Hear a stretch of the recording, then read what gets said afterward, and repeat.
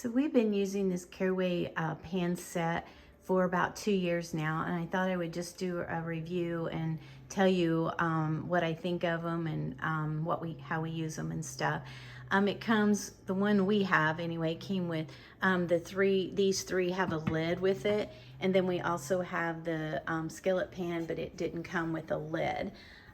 So the lids are nice because they're super heavy duty. So when you're putting them on, they're not going to move around. They lock in place, and so they're very heavy duty. The pans, it said we've had it for 2 years, so you can tell that the quality is good. They clean super easy. They're non-stick, so you know, we just clean them. I mean, we've put everything in it, burnt stuff, and it still cleans up good.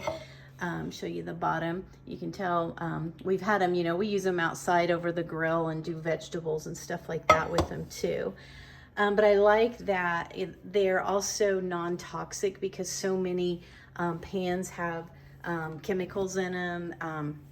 All of the chemicals that are in the metals, these are free of that, so you feel like when you're cooking it's not leaching into your food. I mean, we have the bigger one too that we use for soups and stews.